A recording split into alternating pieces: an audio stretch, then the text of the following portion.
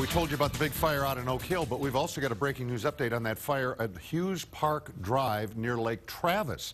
Officials now say they've got that one contained. That fire got up to 40 acres out in the area between the lake and the Steiner Ranch subdivision. It was on the lake side of 620. The fire threatened at least one home there, but again, it is now contained. Of course, we're also watching the firefighting efforts down in Oak Hill. That's been a much bigger one, nasty, and it's taken out a lot of homes. We're going to go back there live a little bit later in the show. Right now, we're going to check with Rhonda. And wish we had rain and at least die down the winds. Exactly. Huh? This couldn't really have come at a worse time after all said and done. Yeah, let's head outside right now. We got quite a lot to talk about. We're looking at a mostly clear sky, maybe just a few passing clouds here and there. Temperature-wise, we are still almost in the mid-80s right now across the area, though.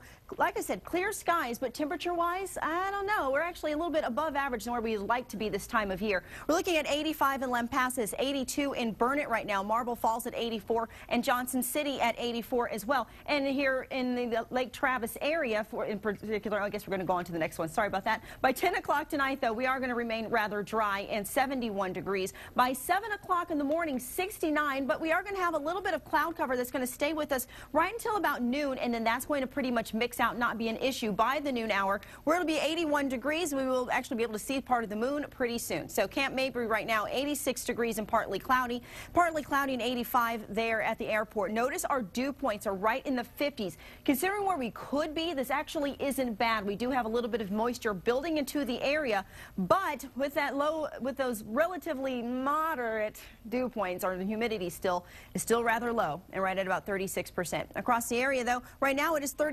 83 degrees there in Oklahoma City, 82 in Dallas. And our satellite radar composite really isn't giving us very much to work with at all as far as moisture goes. Notice how we are just as dry as we can be, and I am willing to bet these actually are not necessarily clouds as much as they are maybe even picking up a few plumes of smoke over in western Texas. Again, closer to home, you can still plainly see how dry we are. A good indication of just how much moisture we have in the air is actual cloud cover, and you can see we have zip at this point.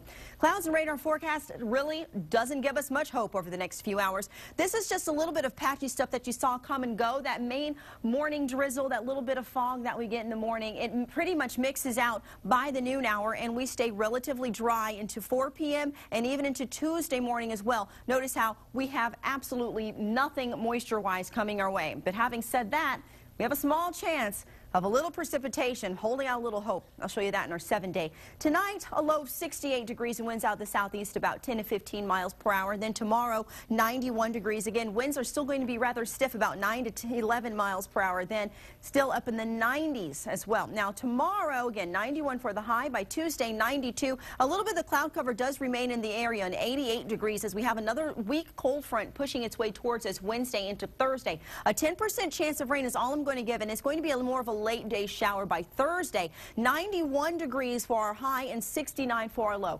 Again, just a little bit of moisture pushing into the area Tuesday and into Wednesday, but not really sticking around with us because we do have a dry front coming this way as well. Nothing really to worry about, unfortunately. But even into Sunday, we hold out hope for Easter and 87 degrees.